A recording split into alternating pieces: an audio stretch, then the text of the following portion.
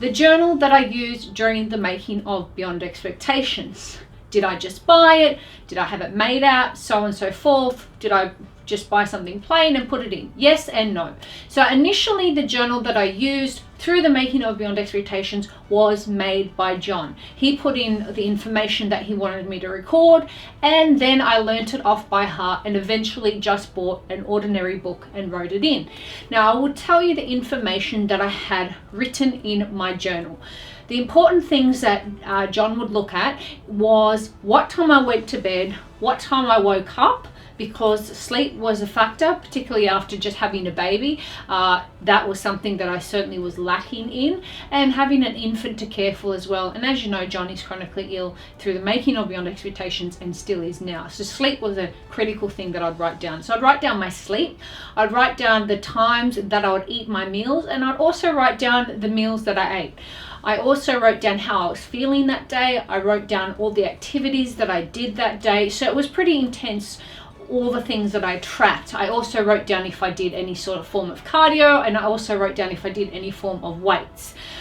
Initially, the focus was always on my nutrition and what went into my mouth, my sleep, and also my emotional state, because it does play a part when you want to reshape and transform your body. If you are highly stressed, you're very unhappy, what that does, it raises your cortisol levels, which is a stress hormone, and that stops you from being able to adequately burn fats. Okay, it stops your metabolism, it lowers your metabolism, and it can be a really big thing that you need to overcome. So the reason why I would track all that is if I didn't see the results that I wanted that week, and there were many times in Beyond Expectations I didn't, I could look back and see where the errors were. See, a lot of people think, why would you record all that? That's madness. Because you don't know what's wrong. It could either be A, your method, or B, something else. So if it is the something else, it's important that you keep track of it. So you keep track of when you went to bed, keep track of your meal times, what you ate, and if you are somebody who doesn't have a cheat day and you do have a chocolate bar, you need to put that in so that you can be aware of that. I have a few people who have purchased my Diet Secrets who said to me that after they started writing down what they ate, they didn't realize that at 3 o'clock every day they would have a treat, and that's because they were tired, they were hungry, and they were doing that every single day. So that's a big no-no. Can't do that. Save for your cheat day. Anyway, moving forward, so it's important to record these things so that you're able to look back on it. If you don't want to invest the time to record these things, it's going to be very difficult to figure out where you went wrong. You'll blame the method because you think, well, it must be the method, because what else could it be? Or it could have been because you didn't get enough sleep, you're incredibly stressed, you had far too many chocolate bars.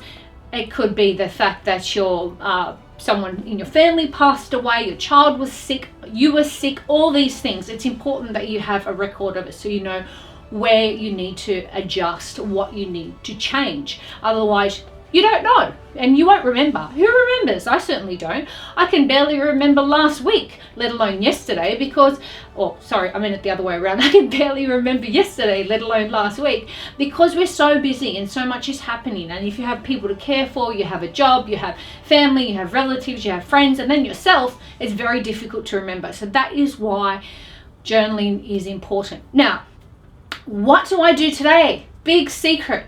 I actually found a lot of success from journaling. So I actually still journal now. There are other things that I write down rather than just sleep times and meal times and things like that. I still do that, mostly out of habit, because I like to see the patterns of my day and where I can make adjustments where necessary, because I'll tell you something, what I struggle with, and that is I struggle with stress. What do you know? Don't we all? Of getting overworked and overstressed because I always have too much on my plate. And I find writing it down helps me to realize, oh, you know what, Elle, you're doing a lot. You need to calm down.